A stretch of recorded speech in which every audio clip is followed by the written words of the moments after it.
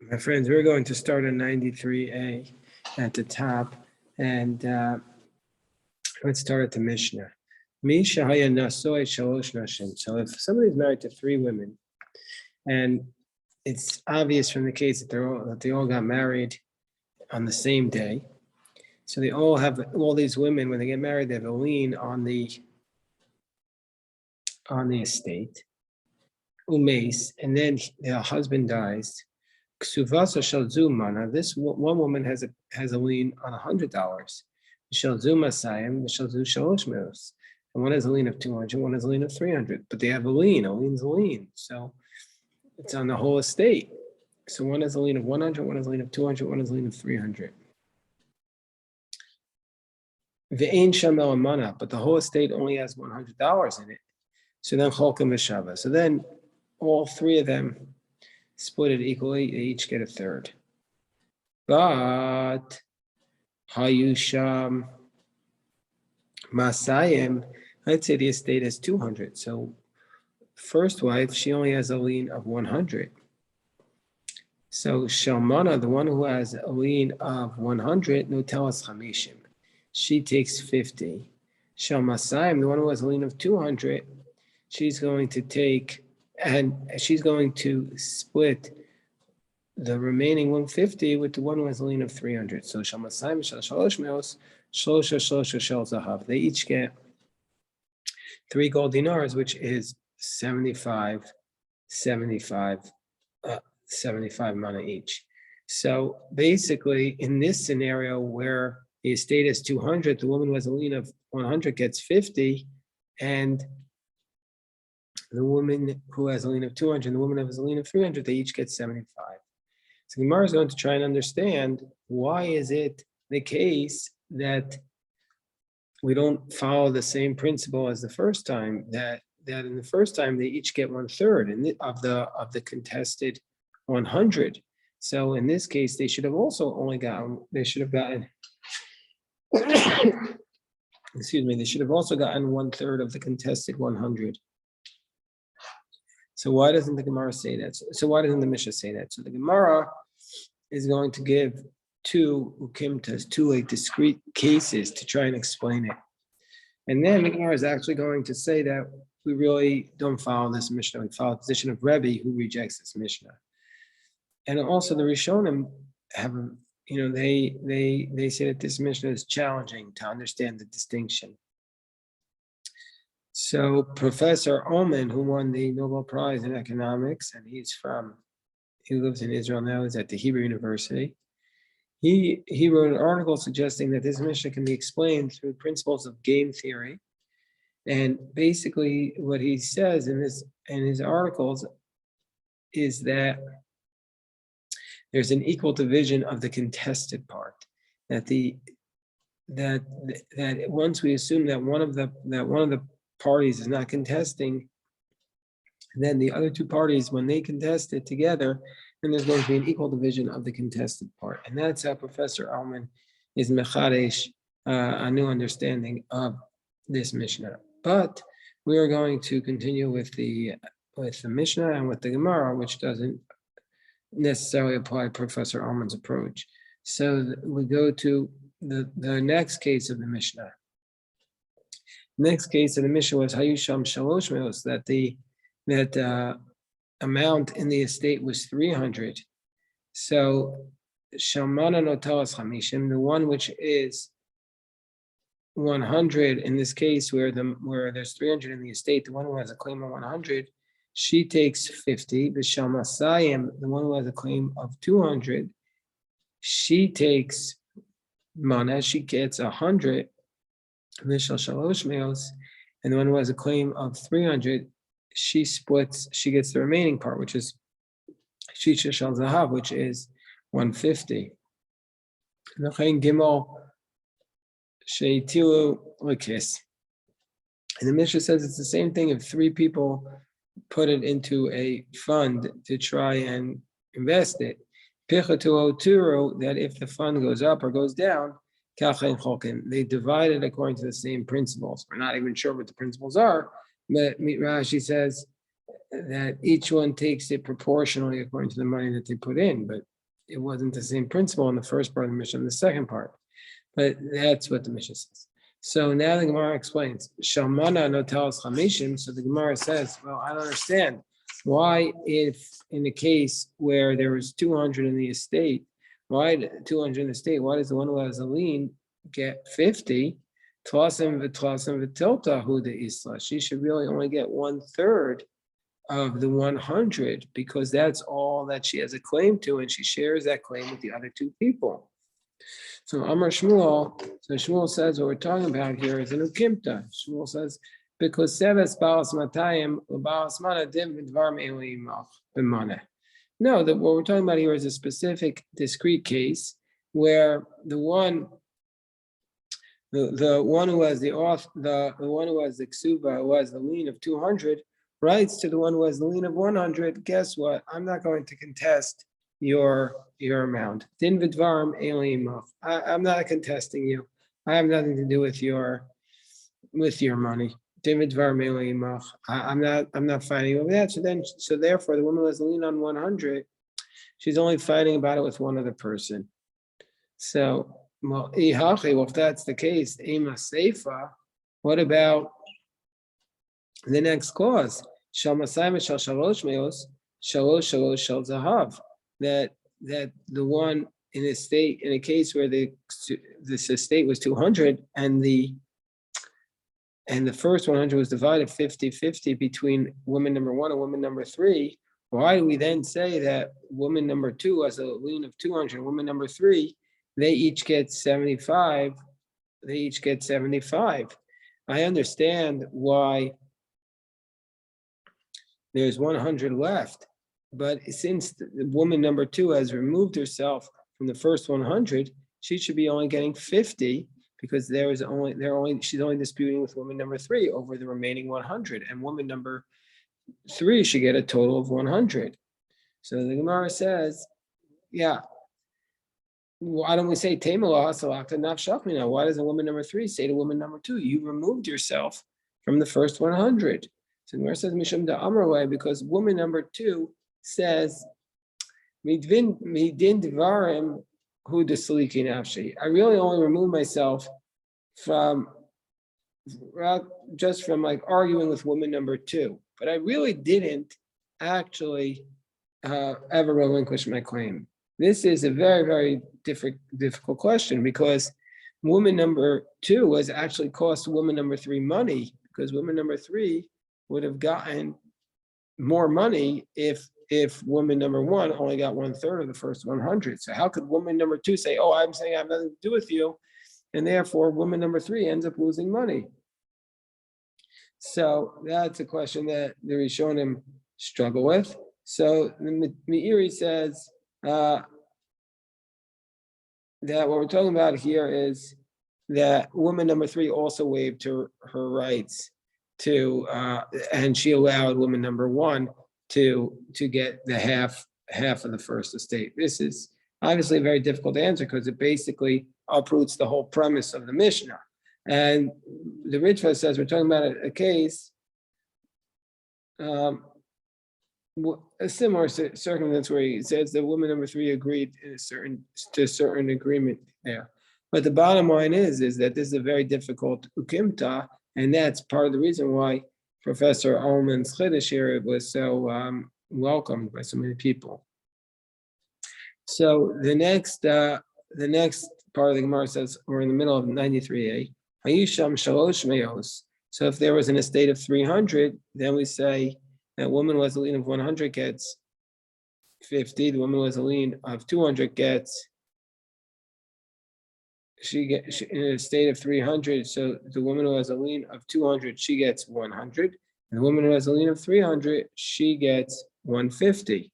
So the Gemara says, Shamasayim, why does one who has a lien of 200, Mana, why does she get 100? Shivim Chamisha hu de Isla. She should only get 75. She removed herself from the first one. So therefore, of the remaining, so she should really only be getting 75 from this. because since we said that the first mission is talking about where the woman was a lien of 200, says I'm not getting involved in the first 100 with woman number one, and so therefore that woman gets 50, and woman number two didn't get anything from there. So therefore, she's only dividing up the remaining 50 and the 250.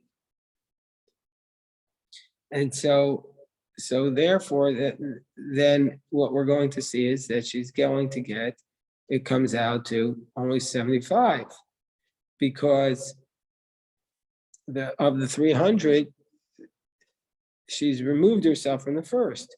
We'll look at the Rashi here. She says, Hayisham Shalosh Meos. Oh, hold on, let me see if there's a Rashi here.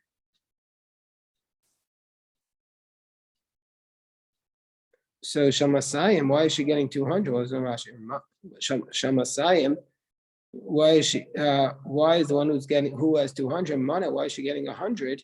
Because she's dividing up the final 200. She should really only be splitting the final 150 with the woman who has the ksuba of 300.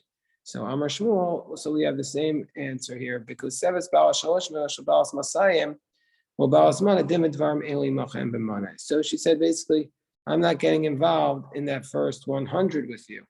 And so therefore, the first 100, the one who has 100 and the one who has Masayim, they're going to divide up equally. They're each going to get 50 zuz. And therefore, the second mana, where the one who has a lien of 100, she has no claim to it. That the one who has 200 splits that equally with the woman who has a claim only in the 300. And so therefore, she only ends up getting 50 there. So therefore, she gets a total of 100. So it's in this case, woman number 3 has removed herself. So basically, that's the same answer that Shmuel gave before. It's just the woman number 3 is the one who's saying she doesn't want to get any involvement here. So Rav Yaakov ben Arpakov Mishmei Ravina says Ravina gives a different ukimta. What's Ravina's ukimta? Reisha b'shtei tfisos v'seifa b'shtei tfisos. Now we're talking about a circumstance that we're talking about a case where the husband got the assets at 2 separate times. And meaning to say he didn't get the 200 all at once, but he got it over 2 separate times. And this is how we understand it. Reisha b'shtei tfisos, d'nafu sheva v'chamisha b'chadzim. The first time they got 75, and so they divided that up 3 ways. And then after that they got the 125 a second time. So therefore, the first time they got the 75, so they split that 3 ways, and then they got the 125, and so therefore, since they had the 125 on the second time, so then the woman who already collected 100, the woman who had the claim of 100, she already collected 25 dinar from the first one. Now she only has a shibud of 75. So since she only has a lien of 75, she splits that 3 ways, and so therefore it comes down that she gets 50. And each one of those people are now dividing so of the remaining 125, each one of them is going to get, they're going to now split up the remaining 100. And so therefore, that's why he's going to get so from the woman number 3, she got 70 from the first division of 75. She got 25. Woman number 1, she got 25. So therefore, each one is going to get. She's getting a total of 50. Now the other women, they're dividing the remaining part. And what did our Mishnah say? And that under those circumstances, that they're going to get each 75, and that makes sense because they take the remaining part. They're each going to get the last 25. So that makes perfect sense. So therefore, they each get 75 and the first one gets 50. And what about the next case? The next case is also we're going to say that in the case where the ksuba was, where the estate at 300, so what are we going to say happened? So we're going to say that, hold on, let's just read what Ravina says. Reisha b'shtei tfisos, so save with the shtei tfisos. Reisha b'shtei tfisos, the nafal shimon chamisha b'chad zimna, u'me'avesrim chamisha b'chad zimna. And then, so we're also going to say, Seifa, then the next clause in the Mishnah is also b'shtei tfisos. It's also talking about where the husband got the money at two separate times. The first he got 75, and then they split it up each 25. And now the woman number one, she only has a lien of 75. We must sign the esrim v'chamisha b'chad zimna. And then they collected, the husband got 225. So the first woman, she gets 50. And now of the remaining, they each have 50 now. And there's how much left to be divided? 150. So of the next 100, the woman number two gets 50. So she gets up to 100. And woman number three, she gets the remaining part, which is going to be 100. And so therefore she has a total of 150. And Tanya, now we have a third approach. It says, Zu Mishnas Rabbi Nassan, that this was the teaching of Rabbi Nassan. However, Rabbi Omer, Einani Roed Dvarav Rabbi Nassan Be'elu. Rabbi says, I don't agree with Rabbi Nassan. Oh, Cholkos B'Shava. Rabbi says, they divide it up equally. So Rabbi's principle is that they divide up equally, and that would seem to be that they're always dividing up equally the first third, which seems to be more consistent with what we say throughout the Shas, that if there's a contested amount, that part is split equally. So in the end, Rabbi Nassan's position is rejected, and so that's probably because it's not consistent with the rest of the Talmud. Amar Shmuel, so we said in our Mishnah also we do the same thing with three people who put it into a fund. So Amar Shmuel, Shnayim Shetil Kis, let's say two people put money into a fund. Zemana v'zamasayim, one put in 100 and the other one put in 200. So we're on top of 93b, that the profit is divided up equally. The profit is divided up equally, so that we say that because we basically evaluate the intent of the one who put in the 200, and this is how Rashi explains it, that he intended to divide it. So we say that why did they divide it? That must have been the agreement that they made at the beginning of the arrangement. So Amar Rabba Mistabra Milsa Deshmuel B'Shor L'Charisha V'Omeid L'Charisha. When does it make sense to say that they split up equally? When the ox was purchased for the purposes of plowing, and it's going to be used for plowing. And Rashi explains, they bought the plow to plow with, and they're plowing with it. So therefore, each of them split it equally, because even though they paid different amounts into it, you can't use the ox unless there's a whole ox. Rashi says, one person's lot cannot do anything without the other person's lot. Therefore, they divide up equally. But if you actually slaughtered it, the animal, and you're selling its meat, then they're going to get it proportionally. That's what Rashi says. That's what the Gemara says. But if the ox was intended for plowing, and then they actually slaughtered it, then they're each going to get what they put into it. Rav Nuna says, even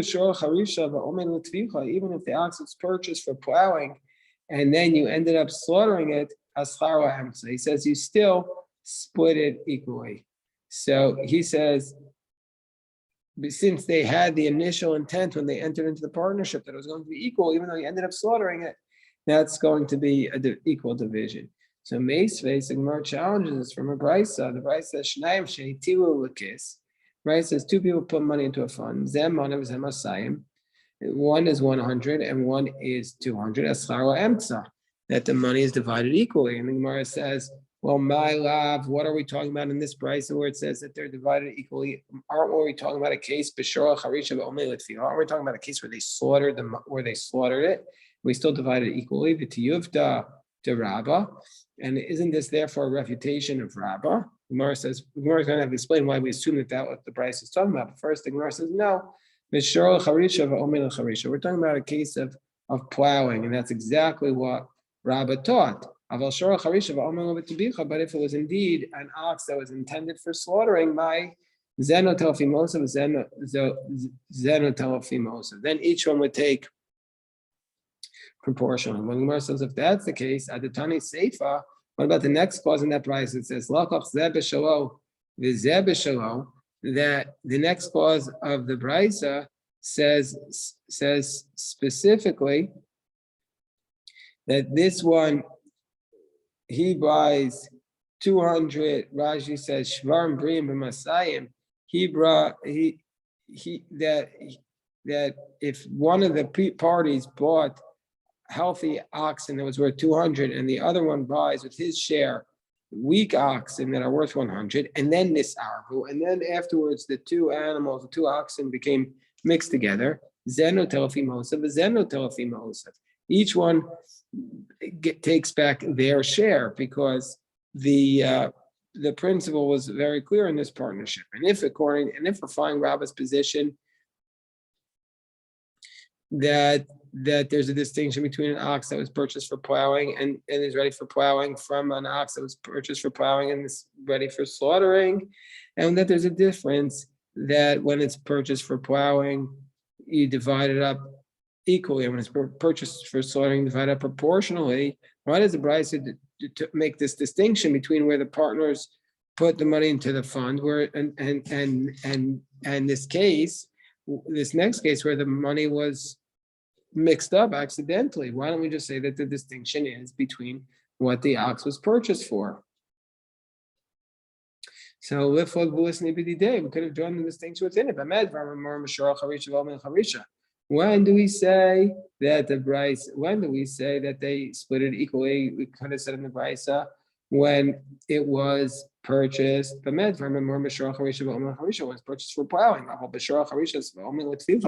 cow that ended up being slaughtered, we could say Zeno Telfi Mosef. Why do we have to run to the case where the money was mixed up? We could have done the distinction within the case of the owl was purchased for plowing and then ended up being slaughtered. So Gemara says, that is indeed what the Brisa intends to distinguish. It's as the Brisa says, when do we say that they split it equally if the ox was intended for plowing, it was purchased for plowing, and it was ready to plow? But if an ox was purchased for plowing and then it ended up being slaughtered, then we're going to say then we're going to assume that it's like somebody purchased it with their own money and then it got mixed up as misargo, which means each one takes back proportionally their own amount. And Tanan, and indeed we learned this from our Mishnah. If three people put money into a fund, if it becomes less or more, that's how they divide it up. So aren't we talking about a case here? Aren't we talking about meaning to say that it's divided up proportionally? So Gemara says, aren't we talking about a case here of pichatu mamish, that it went down, that they lost money, zero mamish, that they gained money, and we say here that they divided up proportionally, and so therefore, isn't this a question on Shmuel who says that the money is divided up equally? Isn't this a question on Shmuel's halacha? Gemara says no. That's not what we're talking about. Hosiru. What does it mean, Hosiru? It means zuzi chadati. What does Hosiru mean? It means they put in.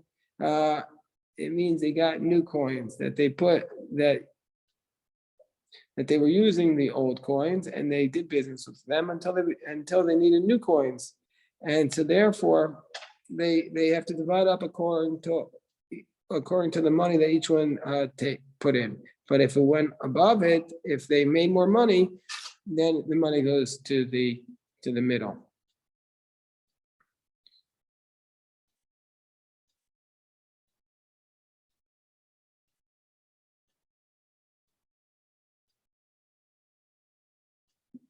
So basically, everyone's taking. And what is pichatu? Doesn't mean that the business went down, but pichatu astir did sonita. means that the money that they put in the fund became ruined and or became disqualified, and so therefore you can't use it, and so therefore it lost its value, and so therefore each one then under those circumstances just takes back their money under those circumstances. So now we learn the next Mishnah. The Mishnah says, Misha Yanasoi Dala Nashim. Let's say a person has 4 wives, Umeis, and then he dies. Harishona Kodemis Lashniya. The first wife takes back her ksuba before the second wife because she has an earlier lien. Shniya Lashlish. The second one takes back her ksuba for the third one. Shlish Lervis, third one for the fourth one. Rishona Nishbash Lashniya. The first one has to take an oath to the second one. If the second one is going to claim, you're taking your money first, swear to me that you're not taking too much. So then the first one has to take an oath to the second one.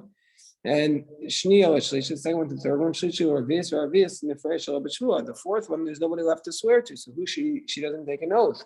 Whereas Ben Nana says, because she comes last, she benefits. Of course, she has to take an oath.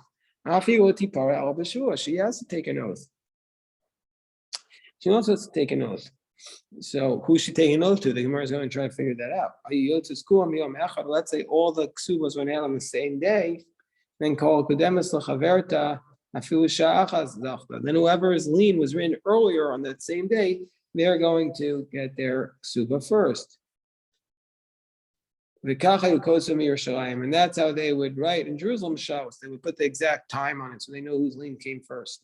Let's say they all came out on the same moment, and there's only a 100 in the state, and then they divide it up equally. So the Gemara says, what's the dispute between Tanakama and Ben Nanas? What are they arguing about? So we're going to deal with that, God willing. That's the daf we'll do at noon and on Shabbos. So let me stop here. If anybody has any questions, I'm happy to address it.